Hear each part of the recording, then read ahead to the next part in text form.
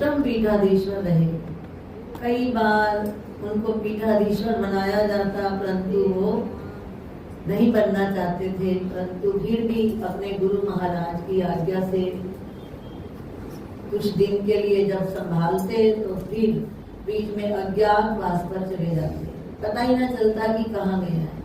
इतना सादा एवं सरल जीवन, जिस छत के नीचे रहते जब शरीर छोड़ दिया तो देखा उस छत टपक रही है, तो कई संत रोने लगे कि महाराज जी को इतना लुटाया भक्तों ने, संतों ने, फिर भी उन्होंने इतना यहाँ तक नहीं बताया कि छत ठीक ही करवा लेते। वो कहते, कोई कहता भी तो कहते चलो बाल्टी रख दो, मतलब वो जरा भी नहीं चाहते कि हमारा समय इधर उधर खराब हो, बस भजन में ही मस्त रहते। जैसा भी, जैसी अब व्यवस्थाएं हैं आश्रमों में वैसे पहले नहीं थी। कहाँ कहाँ से लकड़ी लाना, जलाना, फिर भोजन बनना। जो पहले पीठाधीश्वर थे वो तो कई कई दिन भोजन बनता ही नहीं था, तो क्या केवल बेल फल वो खा लेना, उसका रस पी लेना, इस प्रकार से निर्वाह करते और केवल भजन में ही मस्त रहते थे। अब तो कितनी सुख सुविधाएं आ गई हैं। तो महाराज जी का चेहरा भी बड़ा सुंदर। जब बचपन से ही घर से निकले तो कहते भूख ने सताया, तो एक रेलवे स्टेशन के पास खड़े हो गए। वहां पर एक छोटी सी लड़की आई और आलू के बहुत सारे परोठे दे गई। तो कहते जब से वो हमने खाए उसके बाद हमें भूख ही नहीं लगी। देवी की सिद्धि थी, महादेव की सिद्धि थी। और कोई कहता महाराज जी हमें तो श्लोक याद ही नहीं होते, किसी का दिल नहीं तोड़ते। कहते क्या हो गया, कोई पंडित बनना है। कोई कहता महाराज जी हम सुबह उठ ही नहीं सकते, स्नान करने में देर हो जाती है, हम ध्यान में नहीं बैठ। कहते नहीं, भगवान का नाम ही मंगल स्वरूप है। आप बोलो अपवित्र पवित्रो वा सर्वावस्थांगतोऽपि वा यः स्मरेत् पुंडरीकाक्षं स बाह्याभ्यन्तरो शुचि। चाहे अपवित्र हो चाहे पवित्र हो, जो परमात्मा का नाम ले लेता है, जिसकी लगन इतनी अधिक होती है भगवान के नाम में, वो हर अवस्था में पवित्र है। यानी किसी भी वहम में, संशय में नहीं पड़ने देते थे। यही कहते थे भजन करो, भजन करो, भजन करो। माता जी बताया करते कि सहारनपुर में दोनों हाथ फैला फैलाकर बोले कि सत्संग करते रहना, सत्संग करते रहना, सत्संग करते रहना। तो यही होते हैं सच्चे महापुरुष। हर समय ब्रह्म विद्या में ही मग्न रहते, पढ़ना पढ़ाना। किसी ने कहा महाराज जी आपके आंख में मोती आ गया है, काला मोती आ रहा है। कहते काली की लाली आ नहीं, लाल हो गई आपकी आंख, बस कर दो और पढ़ाना। कहते नहीं, लाली की काली आ जाए तो अभी हम तो पढ़ाएंगे। यानी शरीर की कुछ सुधि नहीं रहती थी उनको। ऐसे ही कई महापुरुष हुए हैं कैलाश आश्रम में। छोटे महाराज जी, बड़े, सबसे बड़े प्रथम आदि महाराज जी, महाराज जी के गुरु षष्ठ पीठाधीश्वर महाराज जी। तो इसी प्रकार क्यों होता है ऐसा? क्योंकि वे शरीर से अपने आप को पृथक समझते हैं और हम अभी इन भोगों को ही सत्य मान रहे हैं, जो कि पंचम अध्याय में आता है। भगवान श्री कृष्ण कहते हैं ये ही संस्पर्श जा भोगा दुख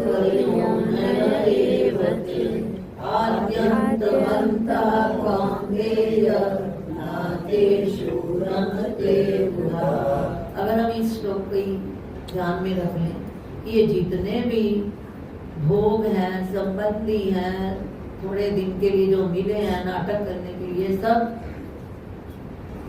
क्षण भंगुर हैं और दुख के ही कारण हैं। दुख योनि आदि अंत वाले हैं। इनकी शुरुआत भी होती है और अंत भी होता है। तो जो बुधा, जो विवेकी पुरुष होता है, वो इनमें रमण नहीं करता। तो हमने विवेकी बनना है। बड़े महाराज जी ने वेदांत रत्नाकर लिखा और महाराज जी ने इसके अर्थ किए। जो सब जिसको ये श्लोक याद हो बोलना, मैं भी भूल ना जाऊं। ज्ञात्वा सत्यं च सारं पुनरपि यदहो चेष्टसे सारहेतो चेतोदा किं तवाहु दः कथय मे वञ्चसि केन बन्धो सिन्धो सन्तारणे मे व्यवसित मधुना मध्यमानीयतूर्णं चूर्णं वाञ्छस्य कस्मात् चमविरति मुखा यः किमेतत् सुनावः। अपने चित्त को समझाने के बड़े सुंदर श्लोक हैं। इसमें हर तरह के हैं, विवेक, वैराग्य। तो इसमें ये बताएंगे कि यह चित्त तुम सत्य और सार वस्तु को जानकर भी ज्ञाता सत्य च सारम, फिर असार वस्तु के लिए चेष्टा करते हो। मेरा ये नहीं है, मेरे पास ये नहीं है, ये मिल जाए, वो मिल जाए। इसका मतलब सत्य और सार वस्तु को जाना ही नहीं और असत्य और असार वस्तु की ही इच्छा करते हो। तो हे चित्त, तुम्हें क्या हो गया है? क्या किसी ने तुम्हें ठग लिया है? मेरे को संसार सागर से पार करने के लिए तैयार होकर भी, सुंदर नौका बनाकर भी वैराग्य की फिर बीच में लाकर नाव को खड़ा कर दिया है। हे चित्त, तुम पहले तो मुझे संसार सागर से पार करने के लिए तैयार हो गए और सागर के मध्य में लाकर फिर मेरी इस श्रम दम वैराग्य आदि रूप नौका को क्यों चूर्ण कर रहे हो?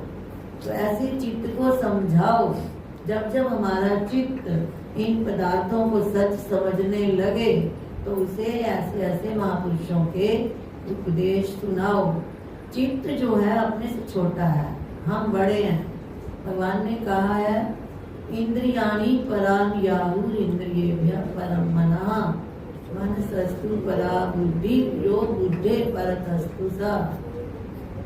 शरीर से इंद्रियां श्रेष्ठ, इंद्रियों से मन, मन से बुद्धि, बुद्धि से भी जो परे श्रेष्ठ है वो है आत्मा। उसको जानो और इस काम रूप शत्रु को मारो।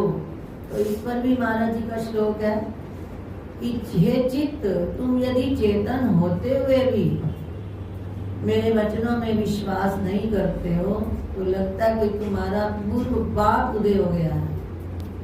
चलो ठीक है, तुम मेरी बात मत मानो। मैं तो उस स्थान पर जा रहा हूँ जहाँ ना तुम हो और ना ही ये दृश्य है, केवल एक चेतन की ज्योति ही जगमगा रही है। श्लोक जिसको आता बोलो, 21 नंबर है।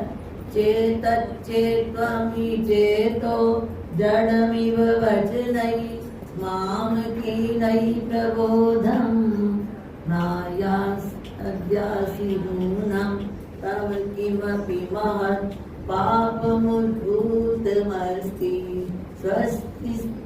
स्वस्तिस्तात्ते व्रजामो वयमथ विपुलां भूमिकां काञ्चिदेतां यत्र त्वं नो न चेत्यं परमति विशदं ज्योतिरेकं समन्तात्। कोई तमाशा देखने जाए और पुत्र उस तमाशा देखने में, गेम्स में, खेलने में इतना मस्त हो जाए कि वो कहे मैं घर ही नहीं जाता।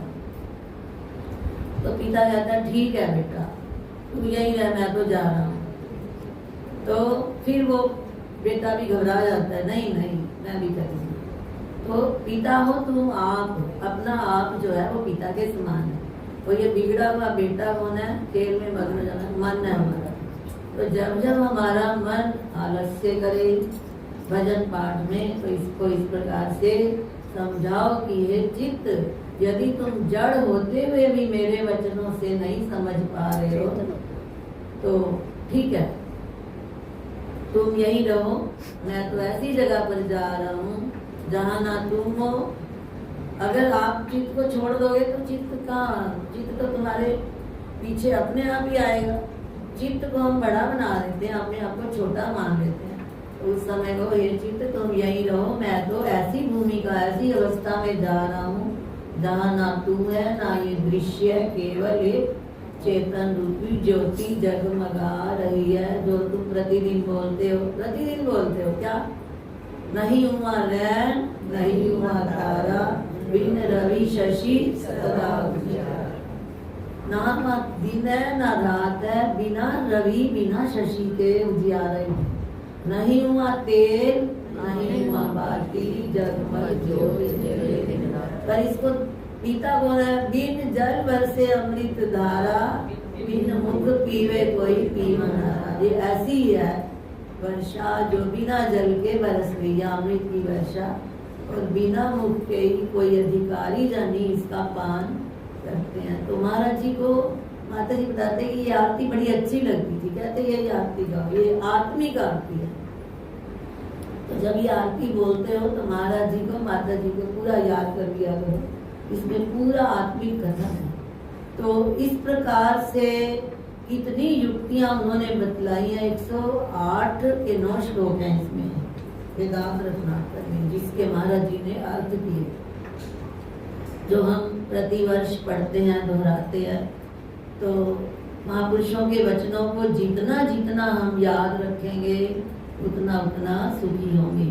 गुरु वचनों को रखना संभाल के, गुरु वचनों में गहरा राज है। जिसने जानी है महिमा गुरु की, उसका डूबा कभी ना जहाज है।